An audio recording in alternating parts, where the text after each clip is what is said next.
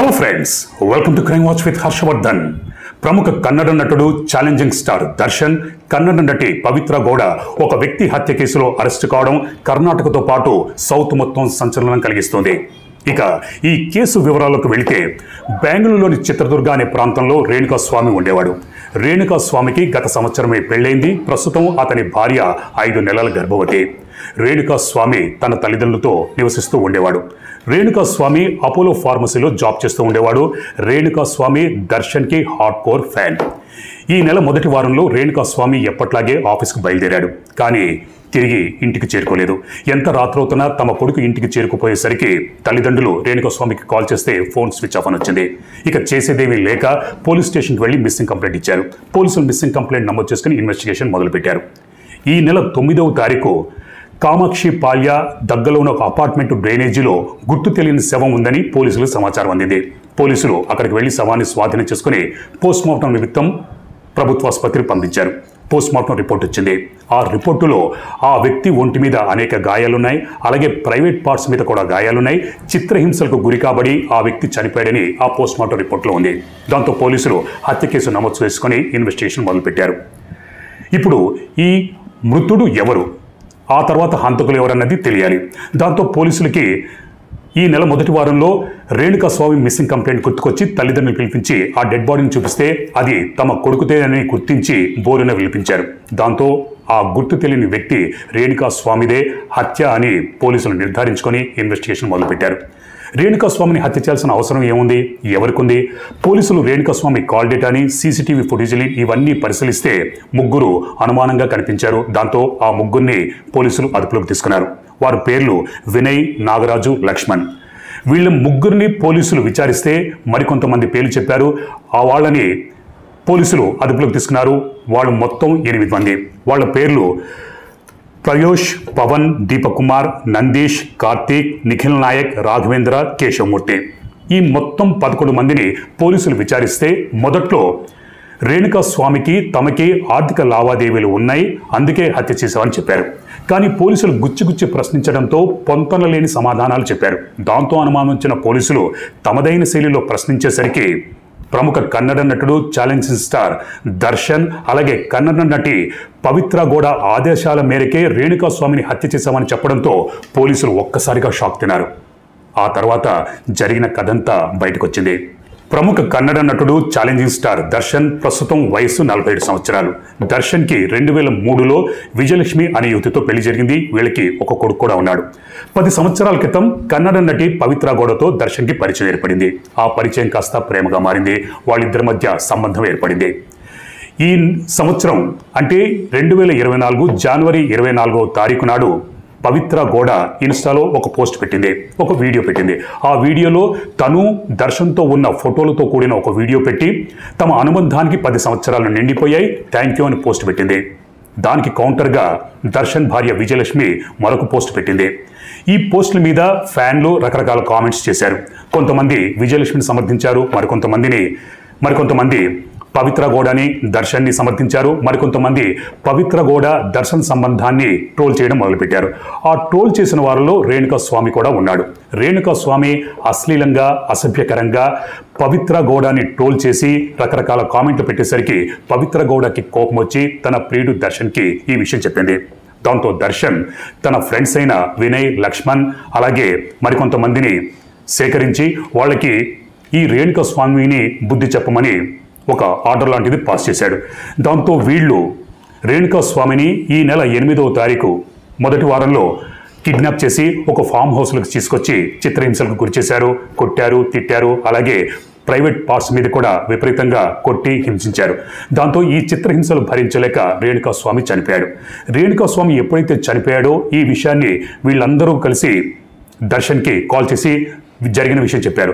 దాంతో దర్శన్ కంగుతిని, సరే చనిపోయాడు కదా, ఆ డెడ్ బాడీని వెంటనే డిస్పోజ్ చేయమని చెప్పడంతో ఈ 11 మంది రేణుకాస్వామి డెడ్ బాడీని అక్కడ దగ్గరలో ఉన్న ఒక మురికి కాలువలో పడేశారు.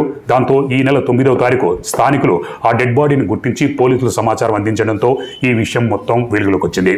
పోలీసులు దర్శన్ని ఈ నెల 9వ తారీఖు అంటే మొన్న ఒక జిమ్లో వర్కౌట్ చేసిన తర్వాత బయటకు వస్తూ ఉండగా అదుపులోకి తీసుకున్నారు. అలాగే పవిత్ర గౌడను కూడా పోలీసులు అరెస్ట్ చేసి అదుపులోకి తీసుకున్నారు. ప్రస్తుతం వీళ్ళిద్దరూ పోలీసుల కస్టడీలో ఉన్నారు. కోర్టు వీళ్ళిద్దరికీ 6 రోజుల పోలీస్ కస్టడీకి అప్పగించింది. ప్రస్తుతం పోలీసులు వీళ్ళిద్దరిని ఇంట్రాగేషన్ చేస్తున్నారు.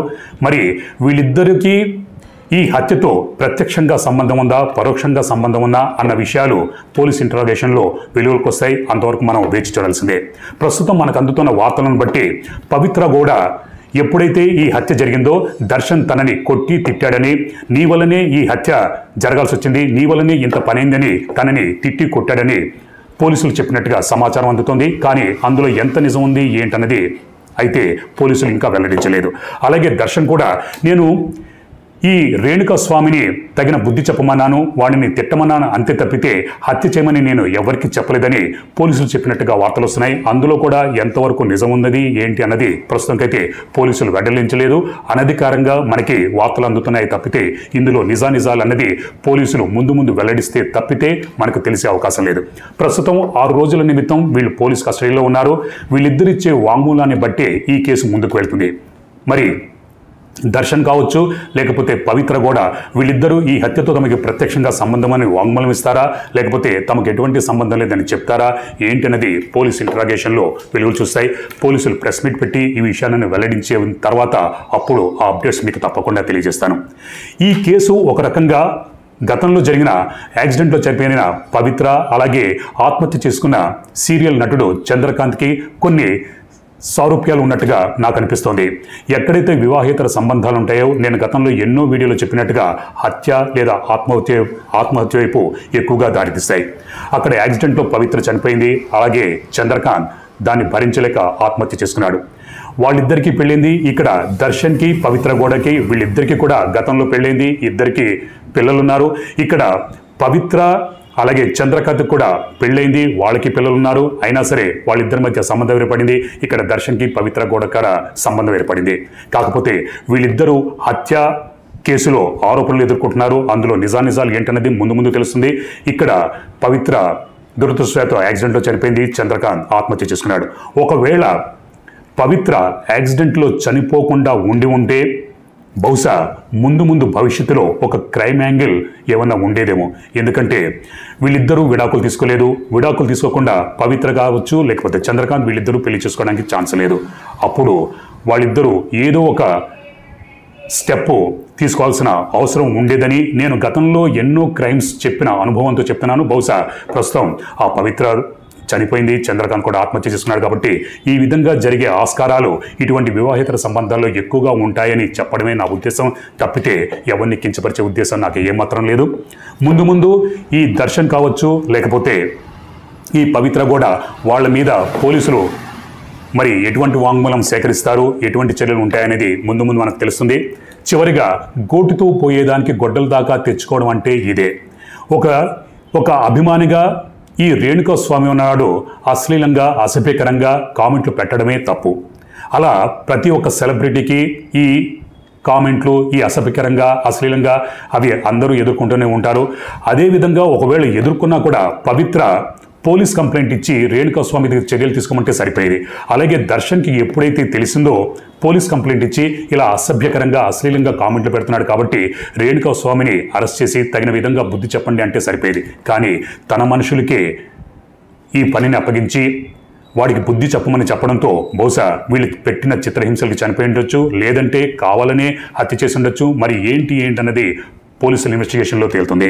మొత్తానికి ఒక ఉజ్వలమైన భవిష్యత్తు కలిగిన కన్నడ ప్రముఖ ఛాలెంజింగ్ స్టార్ దర్శన్ అలాగే ఈ పవిత్ర కూడా ఇద్దరు ఇప్పుడు చిక్కులో పడ్డారు. ముందు వాళ్ళు ఎటువంటి ఇబ్బందులు ఎదుర్కొంటారన్నది మనం వేచి చూడక తప్పదు. మరో క్రైమ్ స్టోరీతో నేను మళ్ళీ మీ ముందుంటాను. అప్పటిదాకా మీరు మీ కుటుంబ సభ్యులు క్షేమంగా సురక్షితంగా అప్రమత్తంగా ఉండాలని కోరుకుంటూ మీ హర్షవర్ధన్.